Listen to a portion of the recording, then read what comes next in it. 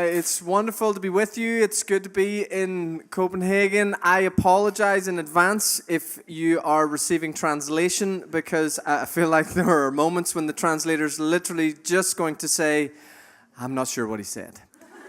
I'll do my best to go as slowly as I can. And when you hear the word purr, it means P-O-O-R, not what cats do, okay? So I don't even know how to say purr any other way. It's pour, like pour. See, that would be like pouring something out. That's what that would be like in our weird world. We're still trying to figure out if we actually speak English in Ireland. And the English would definitely say that we don't. But anyway, it is wonderful to be here. I love it up here. Every time I come up to Denmark or Sweden, I have to remind myself that Jesus has asked me to be in Ireland and I'm not allowed to leave. But it is a real pleasure to be with you. I bring you greetings from our community in Lisburn, the Lagan Valley Vineyard, from my family. I'm married, as Fleming said, to Dana. We've been married for 10 years. She's actually from America. I rescued her. And are there any Americans in the room? One? I'm sorry. Like, my mother-in-law is American, and I love her a lot. And I love my wife. And I found, I better stop talking before I see. This is what we do. I'm trying to say nice things, and they're going to sound insulting. I'm so glad you're here. Anyway, so Dana and I have been married for 10 years. We have 3 children. Our daughter's 7, and then we have twin terrorists who are 5. And I'm quite convinced that our sons wake up every day and decide before we get into their room which one of them is going to try and break us that day. They are lots of fun and full of mischief, and I bring you greetings from them also. My daughter was very upset that she couldn't come too. She got her ears pierced yesterday. I know they didn't tell me. They told me on Friday night after I'd left the country. I think it was a secret plan. Anyway, stop talking about family and other things. I wonder. It's embarrassing, isn't it? Should we wait? Sorry. It's easier than just trying to ignore it. So this is my 6th talk this weekend. I had 4 hours sleep last night, and Chris will tell you when I get tired, my brain finds it hard to focus. So this could go good or bad. I guess we'll figure it out. I wonder would you answer the question, what do you think the point of Christianity is? Think about that for a second. Maybe, actually, let's do this. This will be fun. Just take a minute and tell somebody sitting beside you what you think the purpose or point of Christianity is. Even if this is your first time in church, you're the best person for us to probably listen to in terms of what out there thinks. But anyway, take a minute and just share with somebody sitting beside you what you think the point of Christianity is. Do that for just a second, and then I'll interrupt you in a second.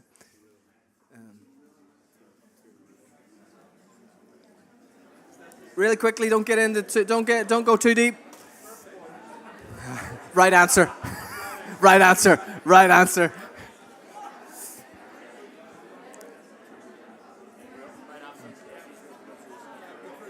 I'm not going to go on that talk. It's a different one. But that's a good answer. It's a good answer. It's the right answer. It's not the one I'm going to give, but it's not the one I'm going to talk about.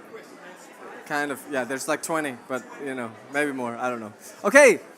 So, wonderful. I'm not sure we've done a really good job traditionally. Well, maybe you guys have done an awesome job up here in Denmark. At home, I think the church has typically not done a great job at helping people understand that question. There's incredible thinker, philosopher, theologian who passed away, I think last year.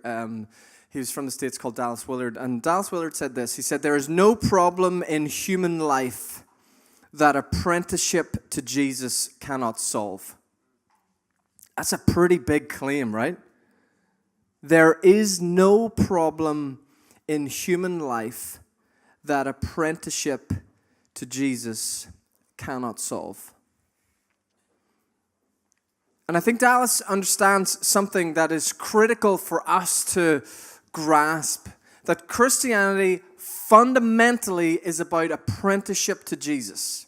It's not a subscription to a bunch of ideas or even theology. It's about learning how to follow and live the life of Jesus here and now, wherever we find ourselves. I say this all the time. The most annoying thing about Jesus is he's alive. It's kind of frustrating and sometimes inconvenient. See, subscribing to a bunch of beliefs is easy because it doesn't really require much from your life. It doesn't actually cost you anything. It's kind of like a group you belong to, or when you're out, you're able to say, well, yeah, I believe in that. But I can believe that planes can fly and never leave my home country. You understand that, right?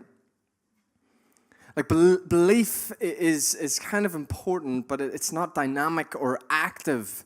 This word that Dallas uses, this idea of apprenticeship, is really what this whole thing is all about. That we would learn by following Jesus how to live his life wherever we do our life. And so if you go to a bank in the morning to work, that's the place for you to practice. If you go to school, if you go to a hospital, wherever you find yourself tomorrow is supposed to be the context that you practice the life of Jesus. This thing was never supposed to be contained in a room like this. And it was never supposed to be defined by gatherings like this. It was always supposed to be measured by what's happening when we go. And it only makes sense in that context. And reading the scriptures only makes sense when you understand that the whole point is that the life of Christ would become active in your life.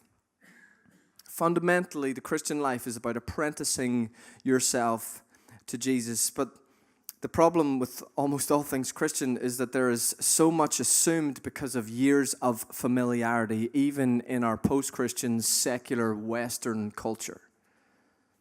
If you stop 10 people on the street in Copenhagen tonight and ask them what they would think about Christianity, they'd have an answer, I guarantee you. You'd find it hard to find people that would say, I don't know what Christianity is. There is an assumed familiarity about what this thing we're trying to do together is that can sometimes inoculate us to that very thing. Wow.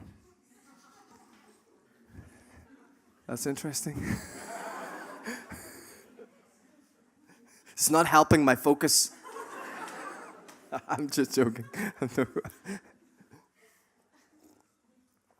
One of the blessings of living in an increasingly secular age is that we have to learn the basics of what it means to be a Christian. And they don't get more basic than this idea of apprenticeship to Jesus. So what does it mean to be an apprentice? Does that word translate? What's the Danish word for apprentice? Learning. I'm not going to try. It's a good word, but I'm going to just look silly. So it translates. So if I want to become a plumber, right? Then a good kind of way to become a plumber is to find the best plumber I can possibly find. Like I'm going to go and ask tons of friends and say, who's the best plumber you know?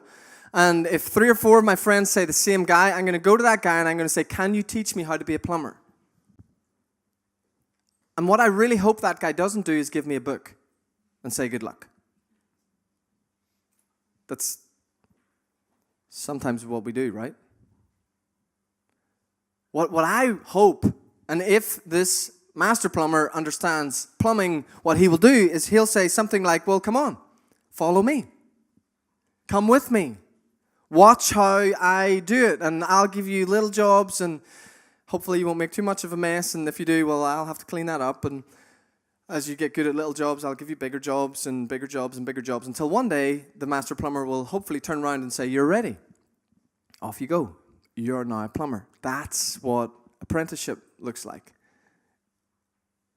That's exactly what following Jesus is supposed to be like. that we would follow him and be instructed by him, and that those of us who have been following him a little longer than others would come alongside and say, let me show you how this works. Let me show you what this looks like. Let me help you figure out how to do this in your bank or your school or your hospital or your street or wherever you find yourself in your everyday life. The core of the Christian faith is apprenticeship to Jesus, learning to live, think, and do life the way he does. Learning to live, think, and do life the way he does it. Or another Dallas Willard quote on this is that becoming an apprenticeship of Jesus is asking the question, what would my life look like were Jesus living it? What would my life look like were Jesus living it? I wonder what your life would look like were Jesus living it. One of the tricky things when it comes to the apprenticeship analogy is plumbing. Even if, I have no idea about plumbing. My only adventure into plumbing was once accidentally cutting a pipe in my house and the water hitting the ceiling and me getting my thumb over the pipe and no one else being in the house and my phone charging in another room. And I'm stuck there. Literally stuck, right? So I'm not an expert plumber by any means, but I have some understanding of plumbing and what's involved in plumbing, heating systems and water and pipes and all that sort of stuff. But one of the challenges when we start to think about apprenticing ourselves to Jesus is it can be so broad, right? I think when we think about plumbing, most of us, even if you're as bad at plumbing as me, you have an idea what plumbing is. But what would the life of Jesus look like in an architect? Who's modeling that for us? What would the life of Jesus look like in a media personality? Who's modeling that for us? What would the life of Jesus look like in a doctor or a teacher or a banker or a social worker or a government employee or somebody in the military? I don't think we have very many models for this. And so the wheels can come off quite quickly because typically our models are people like me who spend most of their life in rooms like this talking to people like you. And very few of you are going to do anything that looks like what I do. And so our model can sometimes break down. But I think Jesus had clarity on what he was doing. The same clarity that a plumber has. In John 5, he says, I only do what I see my Father doing. Jesus is walking around all day, every day, asking God the same question. What are you doing here? God, what do you see and what do you say? Two of the most important prayers you'll ever learn to pray. God, what do you see and what do you say? If you're an architect, if you're a doctor, if you're an engineer, if you're a teacher, a social worker, full-time parent, those are the most important prayers you'll learn to pray as you walk into your day tomorrow, your place of work. God, what do you see here? What do you say here? What are you doing? Jesus was completely sold out to his family business, what theologians call the Missio Dei, or the mission of God. I hope you understand that God is at work in the world. In every single corner of culture and every single part of society, God is present and at work. There is no human being in Copenhagen this night, in this moment, that God's eye is not on. That he is not pursuing with his love. He is at work in the world. And we need to become apprentices of Jesus so that we too can join the family business. That we too can order our lives around this great mission that God is doing in the world. What is that mission? Very good question. I'm glad you asked. Because this is where the wheels come off again. People like me get to there and we say, there's a mission in the world. God is at work in the world and you should be with him. And we all go, great. What do I do? What does that actually require of us? What does that look like when you wake up in the morning? I want to look briefly tonight. We're going to try and do this quickly at two passages. The first one is from the book of Revelation, chapter 21. I used to be like a youth pastor. I hated whenever young people ask me questions about Revelation. I don't know if you've ever read Revelation. It's flipping weird. But this is the end of our story. The chapter before the very last chapter in the scriptures. I wonder if you ever read a story where it wasn't till the end of the story that the rest of it made sense. Any of you remember the movie Fight Club? Like, maybe you're all much better movie critics than me, but I never saw that ending coming. Like, whenever you find out that it's the same guy, it was like, whoa! And then I watched it again. And if you watch it again, you see signposts the whole way through the movie, right from the very first scene where they get on the plane and they have the same briefcase. There are signposts through the whole movie, but it's not until the end and the big reveal that you get to go, that's what all of that was about. The end of the movie puts the rest of it in context and brings sense to the whole story, but it's not until the end that we discover it.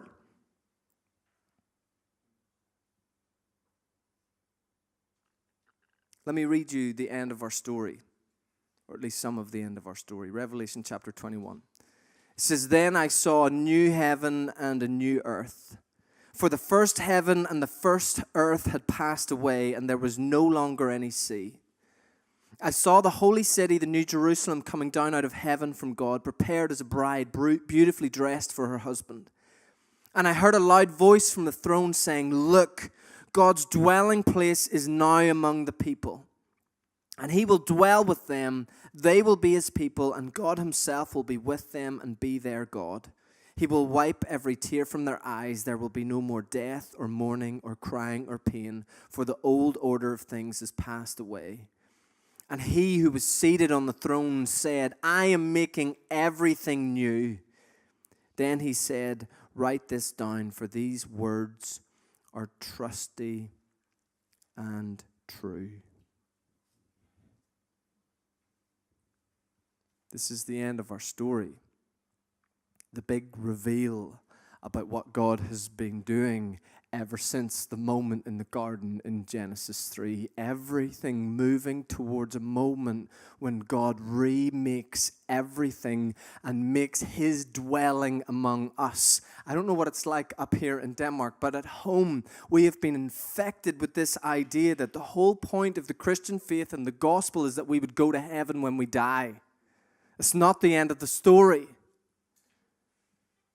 It's not that we would die and go and be with God. It's that God would remake everything and come and be with us. God's heart has been captured by humanity from the moment he made us. And everything he has been doing throughout human history has been about him trying to dwell with us. Right at the very core of this thing called the mission of God is a desire for him to be among us. And everything that precedes this moment in the Bible is the story of God outworking that desire and inviting us to join him in it. Verse 3, "Look, God's dwelling place is now among the people, and he will dwell with them." If you want to know what God cares about, there it is right there. That he would dwell with us, that he would make a home with us, and that every human being on the planet would know his presence with them. It goes on to say that God will wipe away every tear, a time when there will be no more death or mourning or crying or pain. I don't know if you've ever been to Christian conferences before, but one of the funny things that I notice sometimes about Christian conferences is often the people that speak have the most dramatic life stories. Like, I want to say this respectfully, but they start to talk about this crazy traumatic childhood they had, and then some other crazy thing that happened whenever they were a teenager, and then this huge challenge that happened in their 20s. And before I started doing this much, I would listen to these stories and think, wow, I don't think I can play. Because my parents loved me when I was growing up. And my brother and sister, they loved me too. My girlfriend dumped me when I was 14. That was kind of hard. But I don't have this like hugely traumatic life story. This text took a whole new meaning for me 4 Christmases ago, 4 years ago on the 20th of December next month. It was a Saturday morning, and I was on the phone with a dear friend of mine. He is married, he had an 18-month-old daughter, and his wife was 3 months pregnant with their next child. And we were just chatting through some work stuff. I helped with his business and things, and all of a sudden the line just dropped. And I thought that's kind of strange, but it's cell phones, that kind of happens, I guess. So I hung up, and I tried to phone him back, and I couldn't get him, and I assumed, I guess, something had come up, and he'd nipped out, or maybe the phone battery had gone. And 3 o'clock that afternoon, his wife phoned me to say that she returned from a driving lesson to find him dead on their daughter's bed. No underlying health conditions, 31 years old, married, 18-month-old daughter, and wife 3 months pregnant.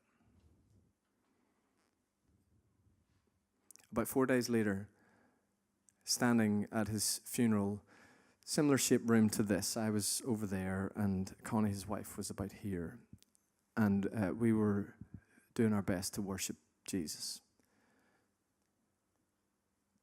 This text came alive like it never had done before. That we look forward to a time when the ugliness of death is gone. When there is no more mourning, no more crying, no more pain. I was infected with the longing of Revelation 21 like I'd never known before. That there is a time coming when all the pain will go away. That there is a time coming when every tear will be wiped away. A time when God's presence will be so tangible among us, even in our worst moments. Around 2011, Barack Obama came to visit Ireland. And there were these 2 songwriters. I'm not even sure if you could call them songwriters. But anyway, the Corrigan brothers, you call them. And they wrote a song called There's No One as Irish as Barack Obama. You should YouTube it whenever you go home. There's no one as Irish as Barack Obama. And he made several speeches around Ireland. And 2011 was a pretty dark time. In our history, there was a huge recession, rampant poverty. Things were not good. And in one of his speeches, in the way that only Barack Obama can, he heralded to the nation of Ireland, Ireland, your best days are ahead of you. And it was like hope walked into the room, and people shouted and cheered. And about 3 days later, one of our fairly well-known comedians, a guy called Tommy Tiernan, quipped about that speech. Great, what do we do in the meantime?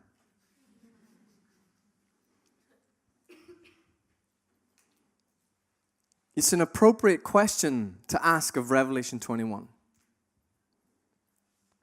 Yeah, it's hopeful and maybe helpful to know that there is a time coming when all of the pain will go away, when every tear will be wiped and God will make his dwelling among us. But quite literally, what on earth do we do in the meantime?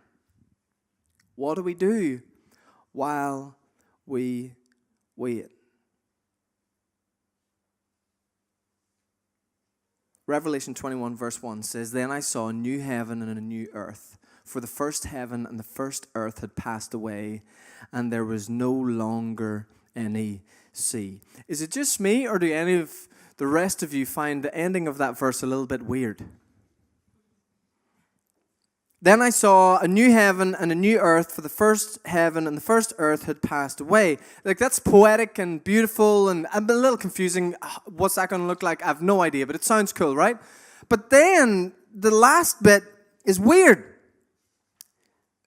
"And there was no longer any sea." Apparently there's going to be no coast in new creation. Like, I don't know about you, but I kind of like beaches. Like, sometimes walking on beaches are where, like, I feel like God talks to me and, like, he seems to be there. And, like, I don't know if you've seen the little footprints in the sand thing, you know, where, like, the one set of footprints. I'm like, that guy got that metaphor all wrong, because where we're headed, there's not even going to be a beach. It's so weird. Why is there no sea? My first thought was perhaps John was an aquaphobe. He's afraid of water. I mean, you could kind of expect if Paul had written Revelation that, like, it's just a little bit of his own kind of stuff that's snuck in. Like, he's been shipwrecked a ton of times, right? So he's imagining new creation. He's like, there is no way there's any sea when God makes everything new again. I'm not going through new creation anymore. Or maybe it's that John's exiled on an island, and the island's actually, and he's stuck on an island. Maybe he's stuck on a beach. And the monotony of the waves has just kind of completely made him go mad. And he's like, okay, God, I'll write Revelation, but I am writing the sea out of it. Or perhaps there's something much more significant going on. When you understand what the sea represents to the Hebrew mind, this maybe makes a little bit more sense. The sea is a metaphor for chaos and darkness. If you're familiar with the metaphors that are in the book of Revelation, you will know it's out of the sea that the monsters come. The sea was a place of unpredictability. It was a place of darkness. It was a place where monsters lived. And it was a thing that couldn't be controlled and was to be feared. And if you ever had to venture out onto the sea, you needed to make your journey as quick as possible. Because people died there. The sea was a place of evil. It represents the opposite of God's goodness, his life, and his love. The sea is literally a metaphor for the dominion of Satan, sin, and death. And so when John writes his Revelation, he says there's no more chaos. There's no more unpredictable darkness. There's no monsters anymore. There is nothing to be feared. Again, really inspiring. What do we do in the meantime? Flip back to Matthew chapter 14. Immediately, Jesus made his disciples get into the boat and go on ahead of them to another side while he dismissed the crowd. After he had dismissed them, he went up on the mountainside by himself to pray.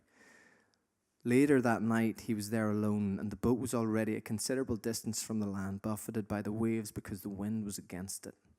Shortly before dawn, Jesus went out to them, walking in the water. When the disciples saw him walking there, they were terrified. "It's a ghost," they said, and they cried out in fear. But Jesus immediately said to them, "Take courage, it is I, don't be afraid." "Lord, if it's you," Peter replied, "tell me to come to you in the water." "Come," he said. Then Peter got down out of the boat and walked in the water and came towards Jesus. But when he saw the wind, he was afraid and he began to sink. He cried out, "Lord, save me." Immediately Jesus reached out his hand and caught him. "You have little faith," he said. "Why did you doubt?" And when they climbed into the boat, the wind died down. Then those who were in the boat worshipped him, saying, "Truly, you are the Son of God."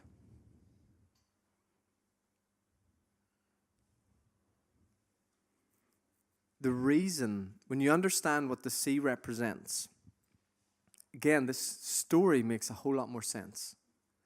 The reason they assume it's a ghost is because the sea is the place where those kinds of things lived. The equivalent is kind of, it's not quite the same, but imagine like the scariest graveyard you can imagine. And that's what you're walking through in the middle of a dark night. And you begin to see a figure moving around. That's what's happening to the disciples here. You've probably always thought of this story as Jesus walking on water. What if the much more profound truth in it is that he's standing on the sea?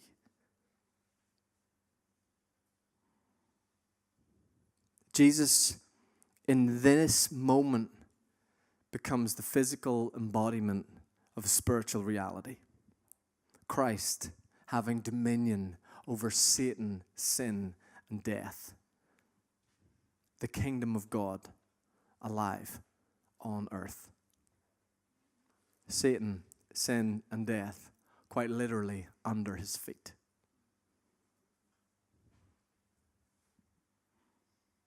I wonder how often do we see miracles and miss the point? The point to this story isn't that Jesus overcame gravity and that we can learn to fly. The point is that he overcame the chaos of evil and we can too. These are seasoned fishermen, skilled sailors, battling against the wind in the middle of the storm in the darkest hour of the night. The text says that it was just before dawn. Most likely they have been struggling all night long, soaked through, utterly exhausted, fearing potentially for their lives. I wonder, have you ever been out in a storm at night? Not in the city streets, but out somewhere wild. In my spare time for fun, I like to climb mountains. It's the only thing I don't really like about Denmark. I have been caught out in several storms. Storms have an incredible way of making you feel very small. Now imagine you're in the worst storm you can imagine and you're on a rickety old boat in the middle of a dark night. Imagine the scene, wet through, exhausted, battling a storm, waves crashing over you, and then someone says, "Did you see that? I thought I saw something out there." What do you mean you thought you saw something out there? That moment when you're really tired, I don't know, maybe it's just me, but when you're really tired, you kind of get a bit more scared easily. Like you're a bit more vulnerable. And they've been battling this storm all night long, and someone says, "Did you see something?" "I'm sure I saw someone out there." And they begin, the kind of fear begins to get passed from person to person.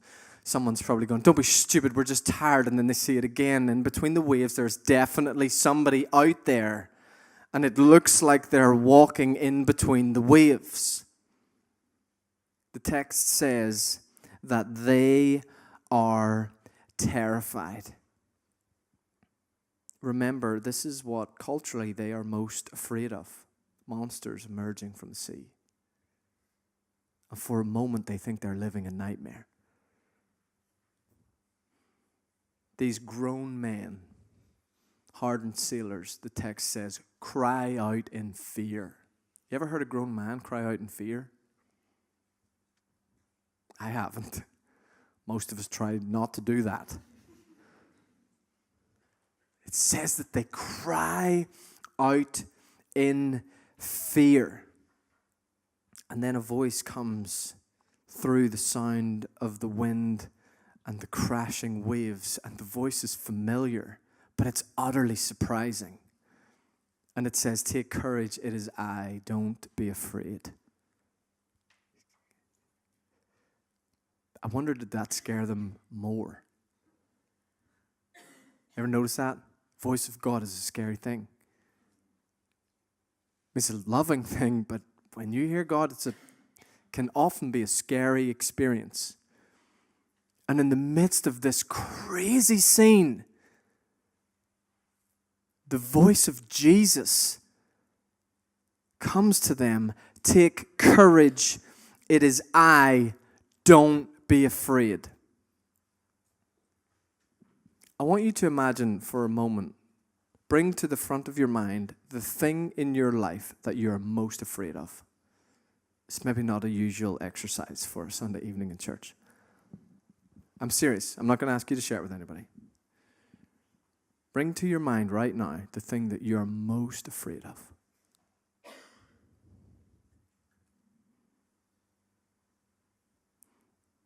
Now I want you to imagine standing on top of that thing is Jesus. Looking right at you, saying, don't be afraid. Don't be afraid. Don't be afraid.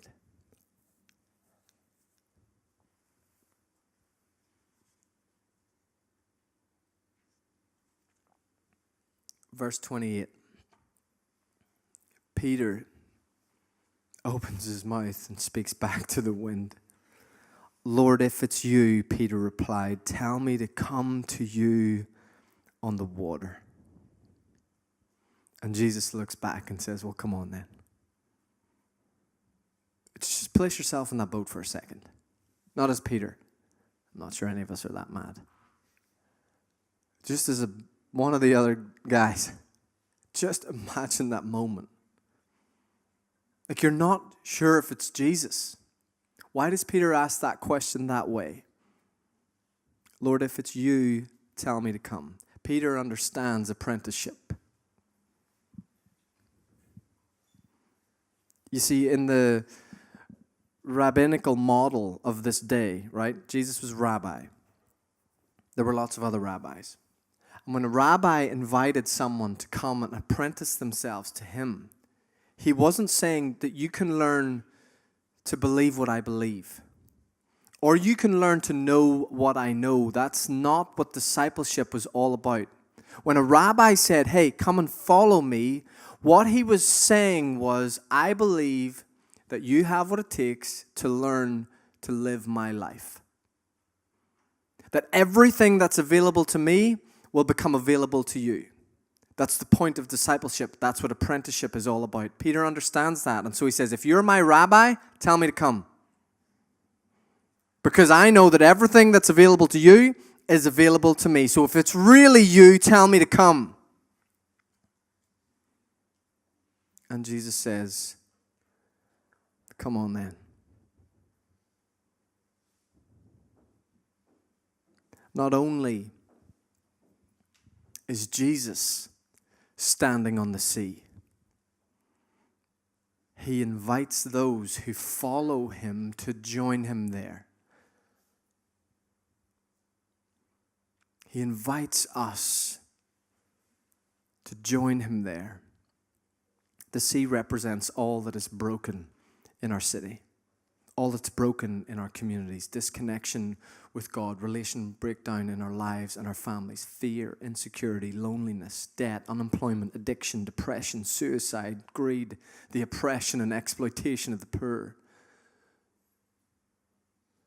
That's what the sea represents.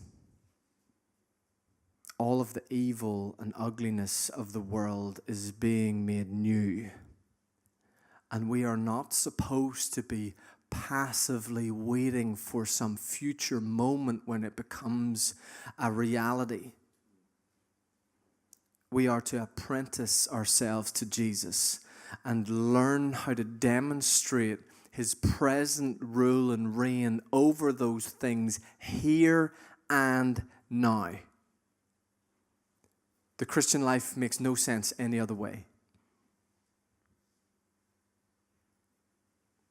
Remember, there is no problem in human life that apprenticeship to Jesus cannot solve. Verse 32 and 33 says, when they climbed back in the boat and the wind died down, those who were in the boat worshipped him, saying, truly, you are the Son of God. They don't say this because he defied science. They say it because he defied Satan.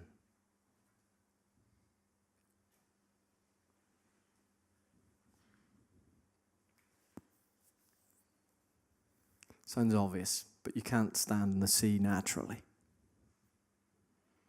It requires the supernatural power and presence of God. In Matthew 28, Jesus sends his followers to go and make apprentices of the world, teaching people to live, think, and do life the way Jesus did. We are literally sent into the world to stand on the seas that exist in our lives, in our families, in the places that we work, in the communities that we live. That's the point. So I wonder, what seas is he inviting you to stand on? When you look out across Copenhagen, what seas do you see?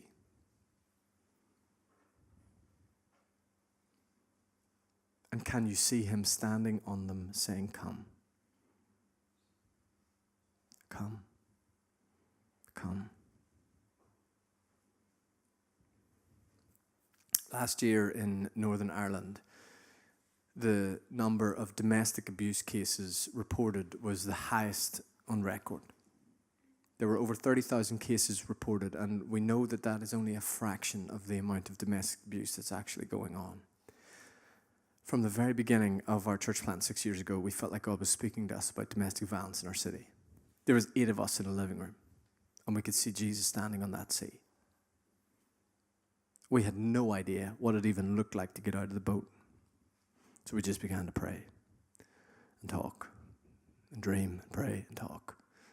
And over the past 6 years, God has done the most incredible thing with relationships and agencies and people of influence and all that sort of stuff. And there's more going on than I can fully explain in these moments in this area in our church now. But there's one story I want to share with you, which I think will hopefully connect some dots for what does this look like for you in the meantime. There's a dentist in our community named Kevin. And Kevin's been journeying with us for about 3 years. And we talk about this kind of thing all the time. And he came to me about a year ago and he said, Andy, I always thought my work, the point of the place that I work was to just tell people about Jesus. But I'm a dentist and they can't talk back. It seems pretty unfair when I'm trying to figure their teeth out to be like, blink once if you want Jesus and twice if you don't. And so he said, I always felt like my work, the majority of my life had no divine purpose other than, I guess, making some money that I can give to church. And then he said, I began to get around this community and this story. And he said, I realized that I have some of the highest qualifications of cosmetic dentistry in our whole country. He's actually a member of the American Institute of Cosmetic Dentists. And we all know that the Americans do have the best teeth on the planet, right? And then he began to hear about some of the stuff that we were engaged in domestic violence. And then the lights came on as he saw Jesus standing on that sea and inviting him to come and join him. And so now he is leveraging his business and building a pot of funding so that he can offer his skills as a cosmetic dentist to restore damaged smiles and bring back dignity and hope to women who've had them destroyed at the evil and ugliness of domestic violence. Kevin's learning to stand on the sea in our community with Jesus. I wonder, what seas do you see and where do you see Jesus inviting you to come? The reality is, I have no idea what this looks like for the architects in the room. I don't have a clue what this looks like for the teachers in the room. I don't know what this looks like for the social workers in the room. But if you will allow Jesus to open your eyes, to see him standing on the seas of your community, and if you will have the courage to hear him invite you, come and get out of the boat, your city will never be the same. Denmark will never be the same. You see, in the end, there will be no more sea. But until that day, we join with Jesus in standing on top of them wherever we find them. There is no problem in human life that apprenticeship to Jesus cannot solve. So who are you following?